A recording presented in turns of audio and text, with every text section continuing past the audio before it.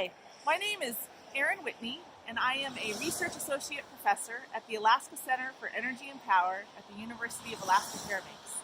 I direct our Solar Technologies program and our Data Collection and Analysis program. This is my dog, Barry. Today we're at the Willow Solar Farm, about an hour and a half north of Anchorage. This array is owned by Renewable IPP, one of our research partners, and together we are investigating coatings for solar panels that shed snow because of the increasing number of installations we are seeing in northern latitudes. These local sources of power can help offset some of our high energy costs in Alaska. We are working on this project and others around the state to support the responsible and equitable development of solar photovoltaic technology in cold regions and high latitude regions around the world.